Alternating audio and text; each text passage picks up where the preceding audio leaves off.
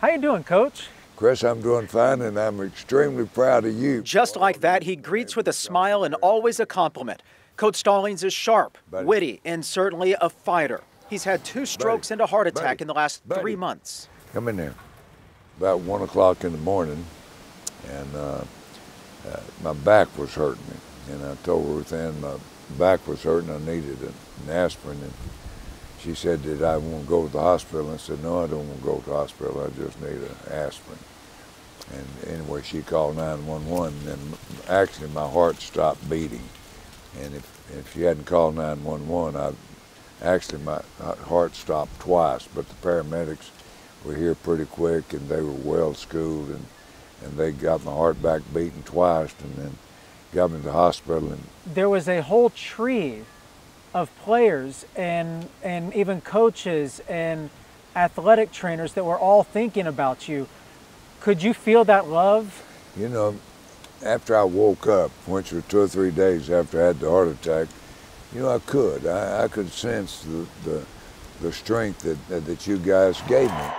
He says it's that strength that sent him straight from the hospital to College Station and Tuscaloosa to honor his teams. All these players are over 70 years old. My chance of seeing them again is going to be extremely slim. So then the next week, I went to Alabama, where they honored the team that won the national championship. So it's, you know, the game is for the players, not for the coach, and I just want to show my respect. His first stroke happened in Montgomery while introducing Dabo Swinney, but ignored it to finish his task.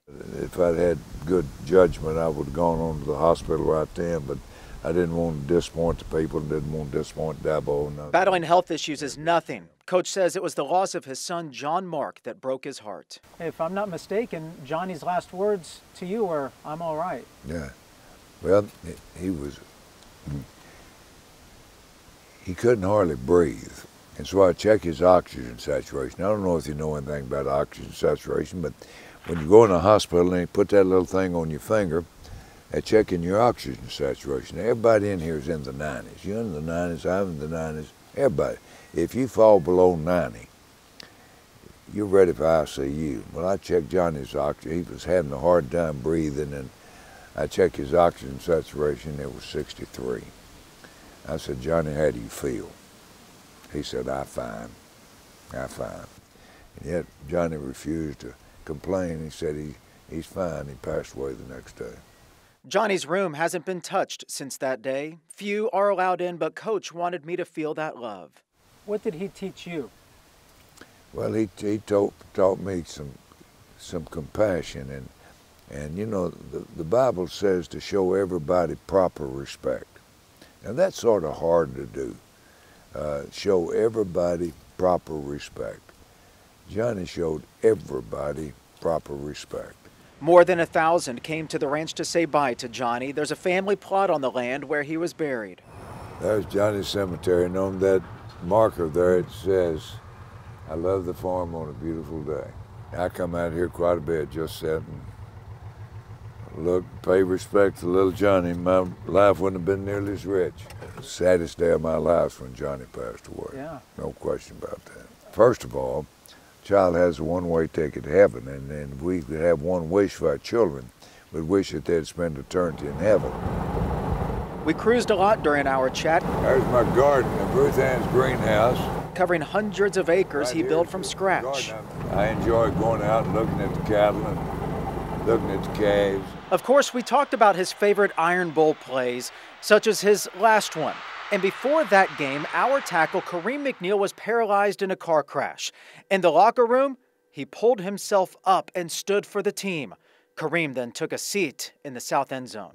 It almost chokes me up. He was standing in the end zone with it. We had 74 yards to go. Didn't have any timeouts. Kareem's number was 74, and he was down there motioning the players to come on in, get it done. Yeah. Waved us in. Speaking of Auburn, Pat Dye is one of his best friends. You never once said that you hated Auburn. No. We would win or lose the way we played, not the way Auburn played or the way Tennessee played or the way Georgia played. It's the way that my team performed. That's what I was concerned about. I'm very fond of Pat. I think he's done an outstanding job as representing Auburn University, and he was an outstanding football coach too. How did you like the fans? Oh, I love the fans at Alabama. Lord have mercy.